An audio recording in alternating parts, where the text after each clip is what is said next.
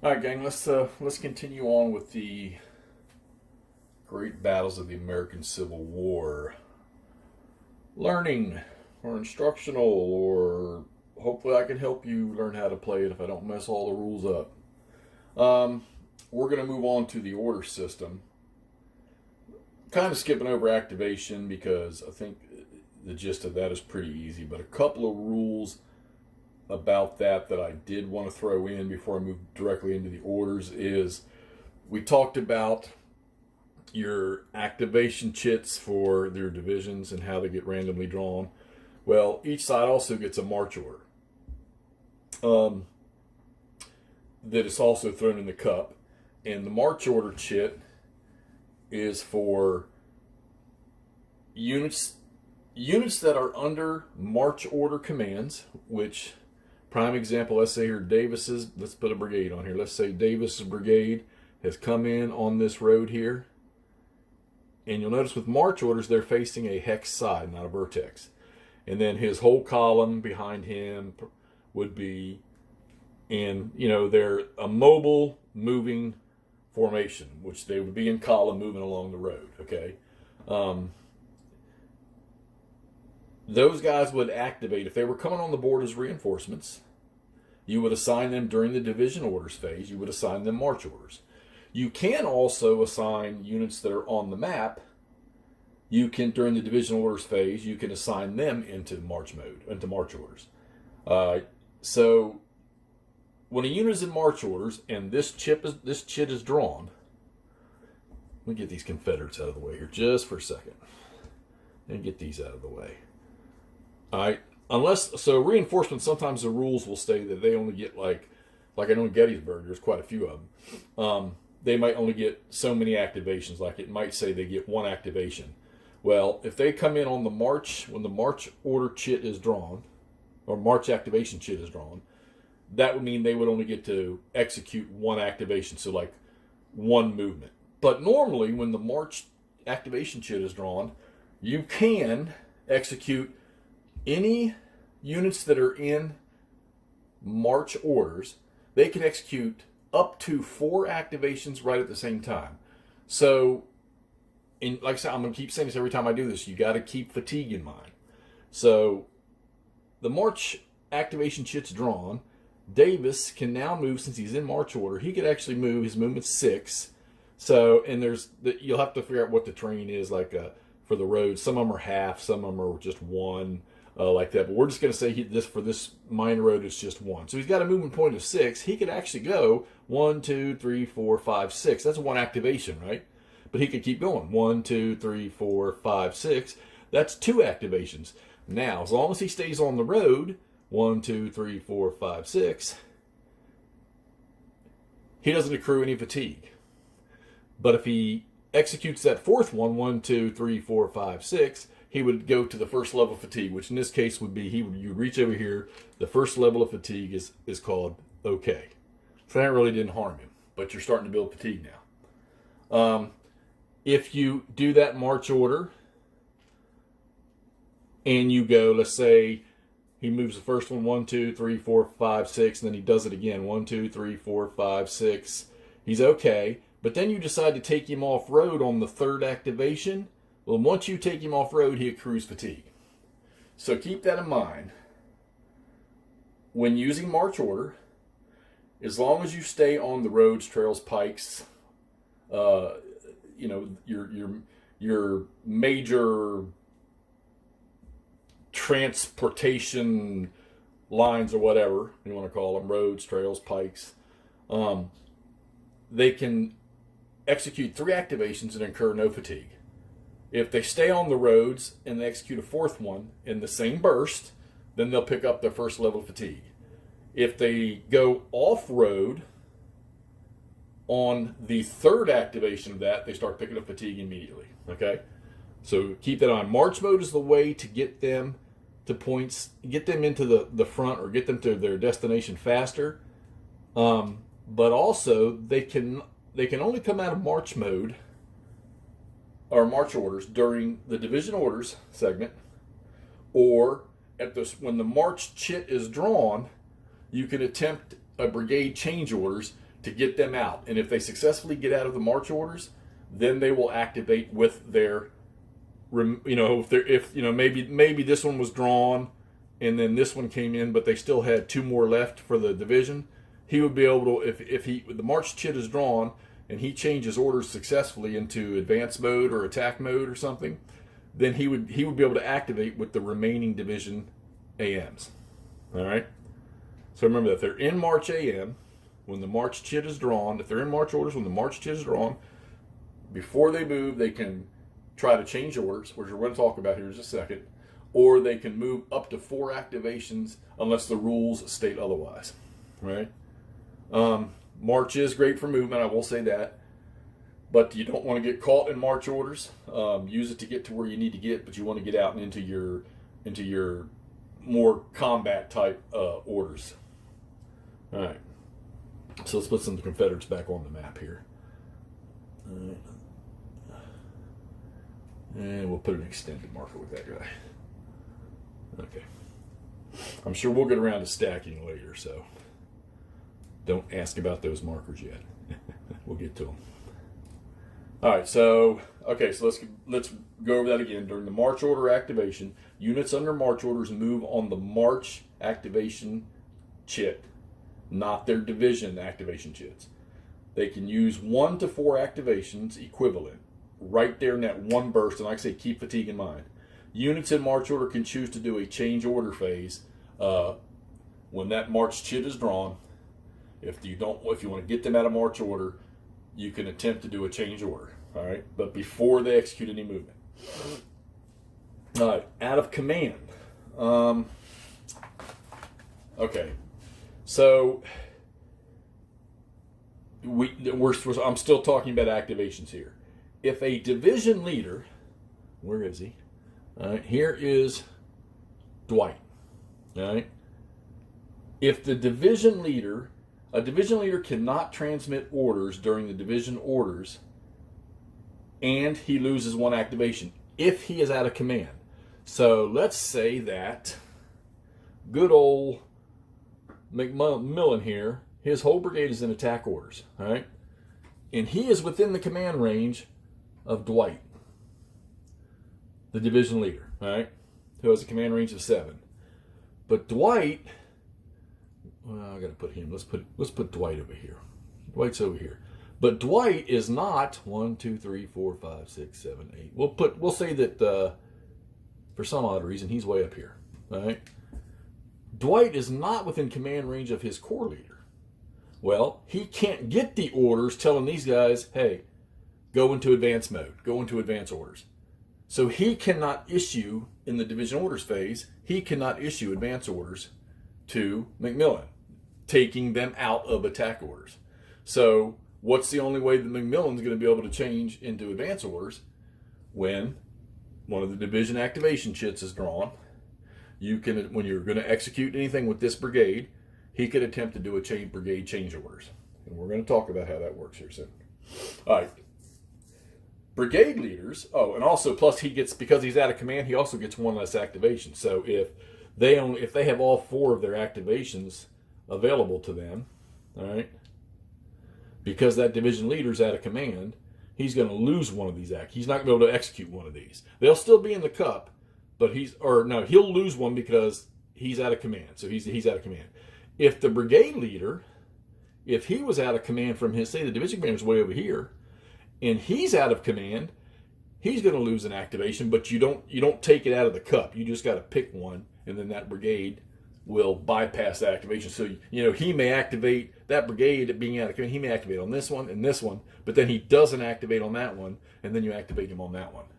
All right? So it's the owning player's choice which one. So if they have 4 for the division, and he is out of command, all right, during any one of these chit draws, you choose yourself as the owning player which one he does not activate on. Okay. And brigade leaders that are out of command, they cannot receive orders from their division commander. So once again, if he is in attack order and he wants to get out and into advance order, but he's not in command of his division commander, he cannot change them during the division orders phase. And he gets one less activation that the division has. Individual units, they maintain the last order. So if you have a regiment, say this regiment's over here, and he's out of command range of his brigade leader, all right, and the brigade is in attack mode, and he successfully changes to advance mode, he's not in command. He has to maintain the last set of orders that he had received. So he would stay in attack orders. Seems odd, I know. But so what's happening is he's not getting the order from the brigade leader. He got the order from his division commander, who got the order from his corps commander. But this poor regiment was out of command range to this guy, so he did not get that order. So he stays the way he was. And there is no, oh, let's do a brigade orders change on a regiment. Doesn't work like that. All right. So remember, if a regiment's out of command and the brigade changes orders, he stays in the current order before the change. So these guys would get to change their order to whatever it is they're changing to whatever it is they're changing to, but he would have to remain in the original order, which was attack. All right, let's get that out of the way. Put them back here. We're gonna say that they are in. And the way the game plays is if you're in advance orders, there's no marker, because there's only a couple that are provided in one of the games. I think it's the Death Valley has a couple of them. So the general rule is if you're in march or attack, you put down the appropriate counter. And if they're in advance orders, because those are the three major ones, you don't put a marker down. You see that the leader's there with no marker on. That means he's in advance orders. But if you want to make a bunch of them yourself, then you can make advance order markers and put them on there. And then of course there's two more orders, but they say there's only one more. There's open orders, and to me there is reserve, which we'll talk about too in a little bit here. But open orders is a new one that's added with the Death Valley stuff, and it's a late war thing where the troops are sometimes the regiments are so small in size that they learn how to spread out so that they don't take as much damage. But also keep in mind they don't provide as much firepower when they're in open order. I've used it a couple times with the Confederates and the 3rd Winchester, and it did help them to save on casualties, but their firepower wasn't very good.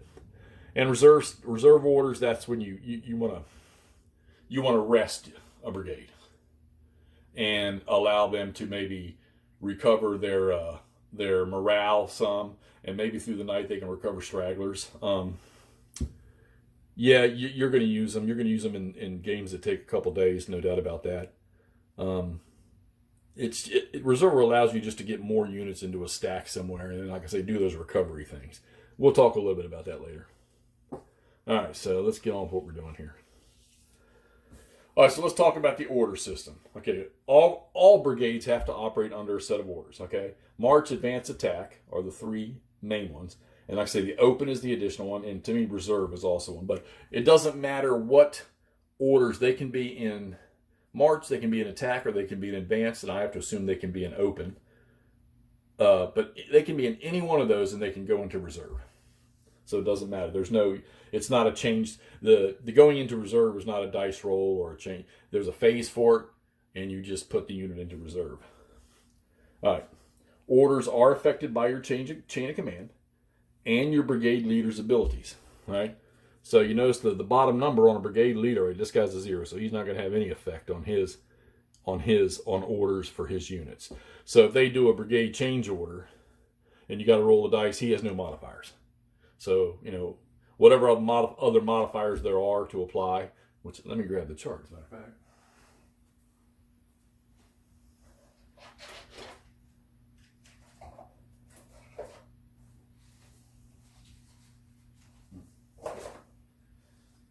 And the chart's in the other room.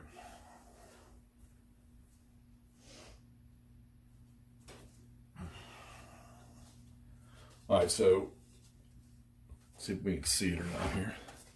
So this is in the top right there, which you probably cannot see. Yeah. And put it down. All right, so in the top right there, you got the change orders table. All right. And that's the table you will use. Like I say, you can change orders in two forms: during the division orders phase, which as long as everybody's in command, it's automatic to whatever you're going to change them to. And if you can't and you need the brigades to change orders on their own, then that's the table you'll use. And like I said, you have modifiers for your the brigadier stacked with his division leader, or the brigadier stacked with his corps or overall commander. He gets a +2. And if not, then you just use the brigadier's orders ratings, which, like I say, Macmillan has a 0. And then you've got your results right there. And those are pretty much self-explanatory, but they have the explanations right below. All right, so keep that. That's the chart you're going to use when you try to do a brigade change order. Move this up a little bit. A little bit more. There we go. Okay, let's do, all right, so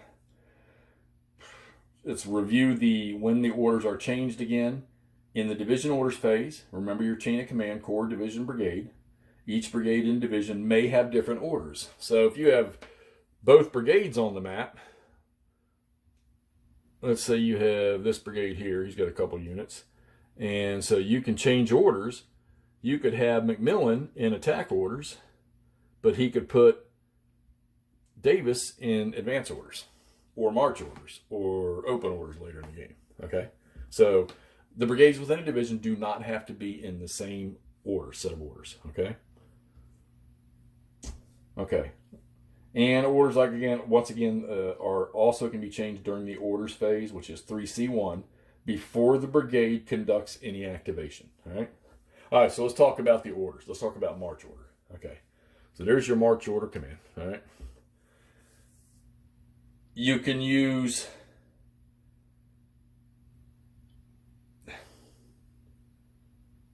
the march movement rates, which when we get into movement, we'll discuss that. And those are what I'm talking about with your like half on a trail or half on a pike or something. You know, I think some of the games are different, but those are where they're talking about the rates. So, you know, the guy that has 6 movement points, you know, it's almost if he's on a road, it's like it's going to be doubled. So in most cases, they may only move with the march activation, not the division, only with the march. Okay. They must start and maintain a 4 hex distance from any enemies. All right. So if you have, get this junk out of the way. Let's say that enemy's sitting right yonder. These guys are sitting right up here, just waiting for an attack. And you've got Davis's brigade coming on the map down here, all right? And he's in march, all right? And he's sitting right here, and you draw that march activation, and you're going to move that whole brigade. Well, there's no enemy units within 4 hexes of him, so we know that's good. But he starts moving. 1, 2, 3, 4, 5, 6. First activation. 1, 2, 3, 4. On his second activation, now he gets to within 1, 2, 3, 4. He cannot go there, so he would end up stopping his march move right there, because you must maintain. You got to start 4 hexes away from the enemies to use those movement rates, that march order, and you must remain 4 hexes away at all times. Pretty simple. Start and maintain. Also with line of sight. So in reality, this guy is sitting below this higher terrain, right? So he could continue these other 2 hexes right here, right? Because he can't see him, right? Now this guy here is not going to see him either, well, no, actually he is down. And this guy here, he's still 1, 2, 3, 4. He's still 5 hexes away. And he's on the same level, so he's not seeing this guy either. But the minute he would come up on here or here, he would be seen. So this is allowing him to move within 3 hexes because the guy can't see him. So it's 4 hexes and the line of sight of the enemy units. All right? Just keep that in mind. 4 hexes distant and line of sight. So he's okay. All right. They can never move adjacent to an enemy. Pretty simple. I guess you understand why that is. They use extended column. Now, extended column applies to your stacking. So if this unit is in march order, and I believe the stacking limits are 7 for infantry, he would have to have an extended marker carrying his unit back into that next hex. So by saying 7, they're saying like you can't have more than 350 men in a column formation on a road in one hex. So you have to extend him back here to cover that other 100 men that are left. So he'd have 7 strength points there and then 1 here, so to speak. And that's how you get that weaving snake as you play or as you move them.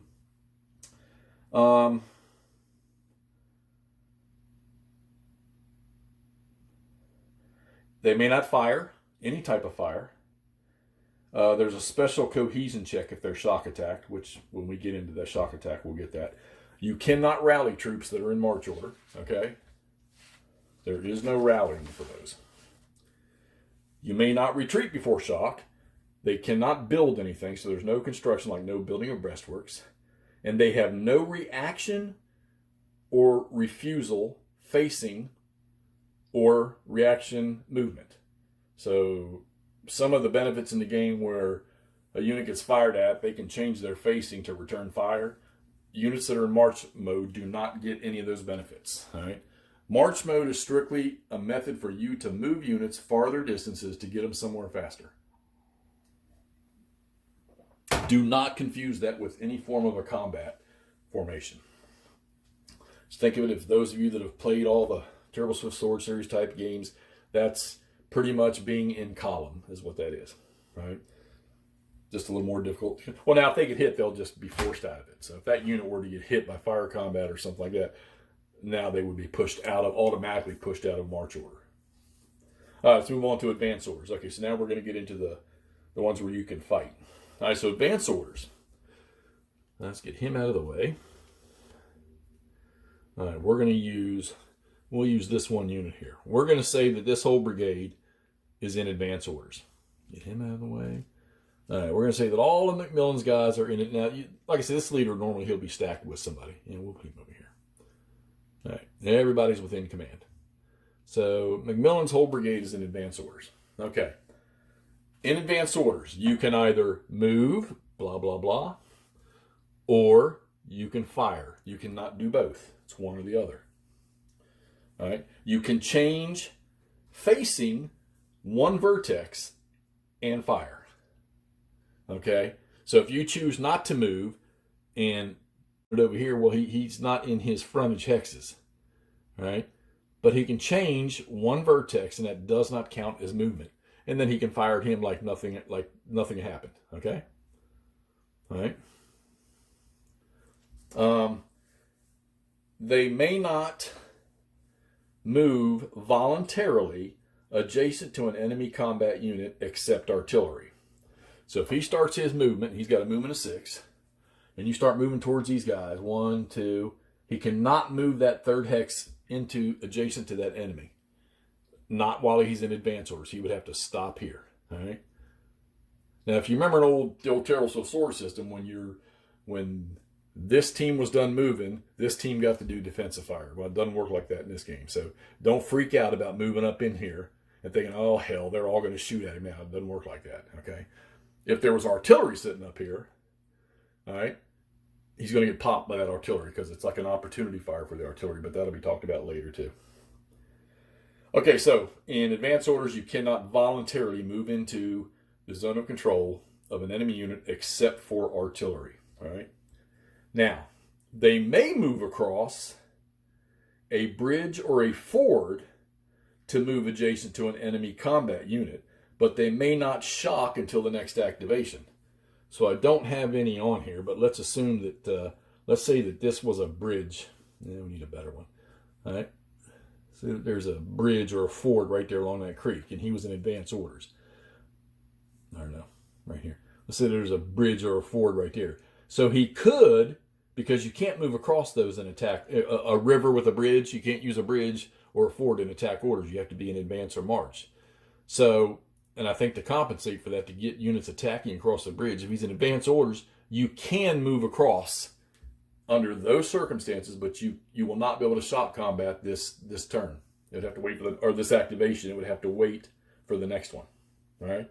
So that is the exception to the rule, being advanced orders, moving into the front or an adjacent hex or the frontage hex of an enemy unit. All right, so keep that in mind. Okay, they get special movement rates when using the roads. So we were talking about like when a unit was in march mode, he's probably going to get like half movement point for each of the hexes in a road. Well, if you're in advanced orders, in most cases, he's still going to get a benefit of using just the road, but it would be like 1, 1, 1, 1. And then when he's in other terrain, if he's using the road, like in the woods, I think like for infantry in the woods, it's like 2 or something like that to move through woods in advance. If he was on the road in the woods and he was in advanced orders, it would only cost him 1. That's like, I don't know, it's like half or something like that. You got to look at the terrain effects chart because it breaks it down by what mode you're in. And also, if you're using a road and you're trying to get the benefit of the road while in advanced orders, you've got to apply or you have to abide by the march order stacking restrictions. So when we had this unit here in march order, he had to be in extended column because he was more than 7 strength points. If he was in march mode, if the brigade was in march orders, all right. Well, that same rule will apply to a unit that's in advanced mode, trying to use the road. If this unit down here, if he was in advanced orders, he's in a fighting formation, but he's trying to use that road, he'll have to extend. He's got to use the same stacking restrictions as you would in march order. Yeah, it's an off the wall, makes sense, but it's an off the wall rule that you gotta, because I find myself when I'm playing, I might miss it sometimes. All right, but you get reminded when you're going through the town of Gettysburg. Believe me, when stuff starts to stack up. All right, units that are in advance orders, they can use prepared fire, which is a plus die roll modifier depending on what weapon they're carrying and what the range is you're shooting at. All right, and you'll understand that in combat later. They can do construction, i.e. breastworks. They can build, okay, which we'll talk about that later on. They must obey advance order stacking. So I skipped over stacking, but just so we can touch on that, you can have 15 strength points in one hex. Remember, you can only fire 7 out of it. So if you've got 15 strength points in one hex, you're kind of wasting, you know. There are some cases, though, where you're going to keep your strength maximum. Like if you're doing a charge or something like that, you might want to have more. So if the unit is greater than 8 strength points, you can stretch him out to one side. All right. So you notice there I got that 11. So he's stretched out over here. So when you have to figure out and we'll learn about this later when the time comes, if you had to divide your strengths, you always put like this guy being 11. So the main unit would have the most when you split them. So it'd be 6 and 5. 6 for him, 5 for him. So keep that in mind, okay?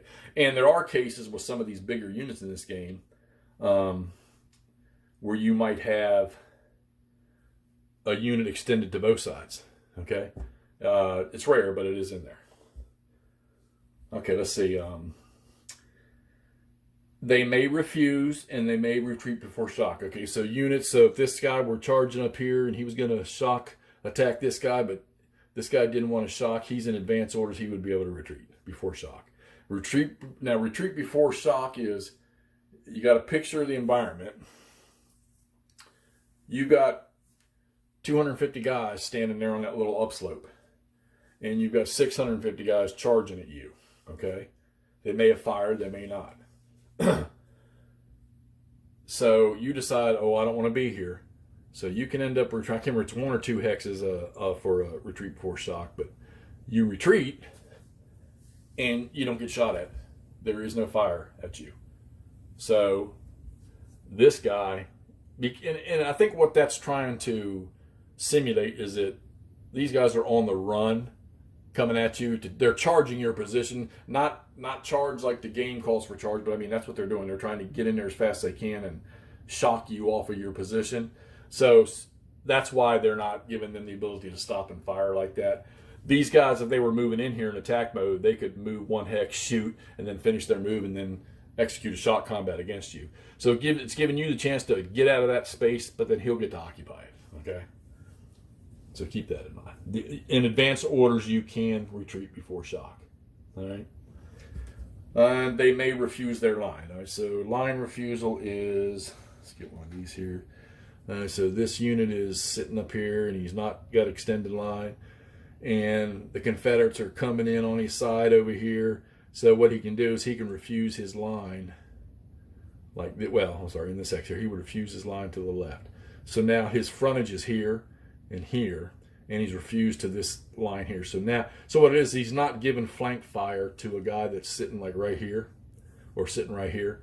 He's not giving him, because if he's sitting like that, he's going to get, when this guy fires at him, he's going to get a plus die roll modifier for shooting into his flank. So you refuse the flank, right? But now your strengths become even more. So now you have 11 that you're splitting up to three sides, all right? So, well, two sides in a sense, but if you had to divide it, so you figure 11 divided by 3 is going to be what? 4, 4, 3? Yeah, in a sense, 4, 4, 3. Of course, if the front side's shooting out here, you would have, since it's 4, 4, you'd be able to shoot all of them. Of the 8, you'd be able to shoot 7 into him. But if you were shooting at this guy over here, he would only be able to shoot 3. All right? So it's the numbers, the calculations, you got to keep that in your, and believe me, it's not that hard. You're going to find, you might have a whole defensive line set up and only the guy on the end is refused. All right? I have 1 or 2 cases every couple of turns where I've got that going on. All right? Usually just, if they're going to get shocked anyhow, they're probably going to get overrun, so it doesn't matter. But yeah, so keep that refuse. That's a great addition to the system, is being able to refuse your line. And come on, everybody, think of the 20th Maine in the movie Gettysburg, how they bent their line backwards and then charged down the hill at the Alabamians or Georgians. I think it was 15th Alabama and the 5th or something like that, or some Georgia unit. All right, so that takes care of advance orders. All right, attack orders. Attack orders is your bread and butter. You can do everything with attack orders, okay? Well, almost everything. Your movement allowance in your attack orders is halved. So these guys are in attack orders, right? That 6 is now 3. Keep that in mind. All right? Anybody in attack orders, their movement allowance is halved. This is created to keep those units in line as they're moving into the attack, so that commands are easier to pass down the line, so that they have the force maximized when they hit their target. All right. They cannot use roads, pipes, or trails. So, like I say, if there's a bridge in front of you over a major river, you're not crossing. So keep that in mind. They may not use bridges or fords. Artillery that's attached to a brigade that's in attack orders, the artillery is treated as if it's in advance orders, which is the standard orders for all artillery in the game, with the exception, which we'll get to here at the end. They can move and fire, or they can fire and move. All right, doesn't matter. You can move 1 hex, fire, then move another 2 hexes. Okay, so they have the option to shoot and then move. They have the option to move, shoot, and finish their move. They have the option to move and then shoot. Okay, they can't use prepared fire unless they do that at the start, and then they do not move. So if you're in attack orders and you want to use your prepared fire bonus, you're not going to be able to move afterwards. You got to stay put, because I guess prepared fire is really just taking aim and picking your targets, and you're trying to get 600-700 men to do that at the same time. Then it probably takes a few seconds, I'm sure. Let's see. And that's phasing as the phasing player or the non-phasing player. Doesn't matter. You can gain the infantry charge bonus if you choose not to fire. So if this guy's sitting here and he's under those attack orders and you want to get in here and mix it up with that other guy, so he moves in, all right, and you know you're going to shock, but you don't let him fire, he's going to get a +1 charge die roll modifier, which mind you, that +1 is actually pretty amazing, because the shock combat chart is not like the old one you remember where, oh, this guy killed 1, captured, or retreat 2. It's not like that. It's just there's like 5 or 6 options on the shock combat results chart. And every plus you get, believe me, is a big thing. Okay, having leaders in there, that's a big thing. But like I said, we'll get into shock later on. Okay, if it's cavalry, they can charge if they're mounted and they are in attack orders. Right? I don't have any cavalry on here right now. Union cavalry stunk during 1861 and 2. Anyhow, they can refuse their line. Units that are in attack mode. Okay, they can do line refusal. All right, they can do that stuff. They cannot build breastworks. They cannot do any construction because they're in a focused attack formation. They cannot retreat before shock. If you are in attack mode and somebody attacks you, you cannot retreat before shock. You got to fight them. And of course, they have to obey the stacking restriction limits, which you need to read your stacking rules.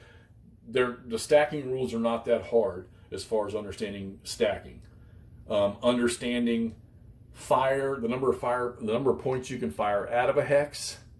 It's a little tricky, but believe me, after you looked at it 2 or 3 times, you'll grab it. Okay. The trick to all of that is when you have artillery in the hex with infantry or with dismounted cavalry, whatever. So read those stacking things really, really thorough. All right, let's cover a couple of off the cuff rules here. Artillery. All right. When you have artillery on the map, let me grab one.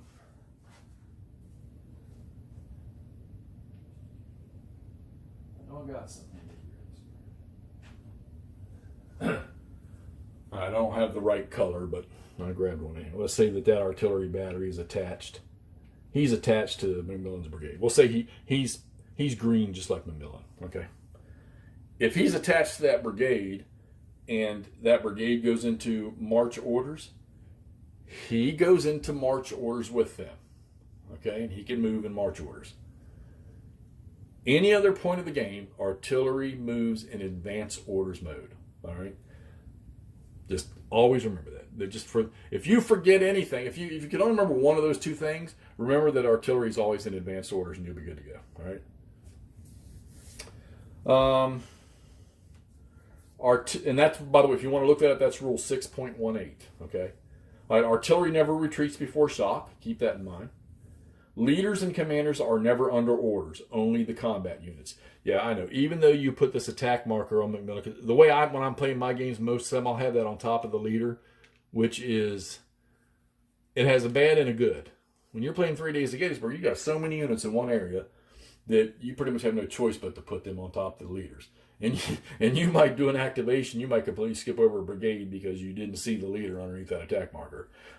If you can, in 3rd Winchester I was able to do it, you can put that marker behind them. But remember, that's for the combat units in the brigade. That's not for the leader. All right. Brigade orders change. All right, to change orders for a brigade when it's Division AM, or if it is in march order and the March AM is drawn. That's the only time you can do a brigade change order. Okay. You can't just decide to do it. You have to wait till, so if you, like I said, if you didn't want this brigade in attack orders and you didn't change it during the division change orders, you got to wait for one of the activation chits to be drawn, and then you can do that brigade change order table. All right. All right. Then you got reserve. Any brigade, division, or corps can be placed in reserve regardless of its orders during the reserve replacement phase. Units must be out of the line of sight of enemy and at least 5 hexes away from any enemy combat unit, or at least 10 hexes away from any enemy combat unit, which is reduced to 5 hexes during a night turn. Read the rules on reserve. Like I say, reserve is just getting them out of the way, getting centralized in one location, allowing them to recover their fatigue, during the night turns, allowing them to recover stragglers. When your units get beat up to being collapsed, or the brigade is combat ineffective and you just can't keep that brigade effective, that's, you get them out of the way and you put them in the reserve. And you got a marker where you'll throw it on the brigade, the reserve marker. All right, and you just get them out of the way and put them in reserve. If you want to try to recover, you have to read the steps on recovery for the guys that are in reserve orders. Read through the steps. You just follow the steps in sequence, in order to recover your fatigue or recover straggers, you have to do them in the sequence provided in that phase. And it's not that difficult. Just you'll figure that one out on your own. All right, that pretty much covers orders. Pretty sure we'll be moving on to movement here next. I'm going to look through the rule book. Like I said, I'm not going to cover all of them. I may pick out some points from some of the off-the-wall stuff, and I may miss some things. I'm hoping this is to help get you playing the game. If I get too detailed, I'll confuse myself, and you will probably. So, all right, so that's going to wrap up orders, the order system for the Great Battles of American Civil War, the 2019. Get them from GMT off the Living Rules, GMT Games site to get from the Living Rules, and read them. Yeah, I've been playing them now. Been playing these. I've had some of these games I've had for a while, but I didn't come back to play until last winter. And of course, I love these games. There are those out there that I know that watch the channel that are just super knowledgeable of this game, and they help me with a lot of the rules. And so, like I say, if they notice something wrong, they'll tell me, and I'll send back a correction in the next video. And come to think of it, I wanted to say there was something that I may have missed in the first video, but I'll have to look at my comments on that one that somebody sent me, and I'll try to remember to post that with the next video when we do movement. All right, guys, so if you like this stuff, hey, give it that thumbs up. Let me know that you like it. Give me the incentive to keep doing these things, because it takes a little time for me to write all these little crib notes down for me to do this. Hey, don't forget to subscribe. Hit that bell down at the bottom so you can see when I pop the next one of these videos up. All right, guys, we'll get back to you with the next session.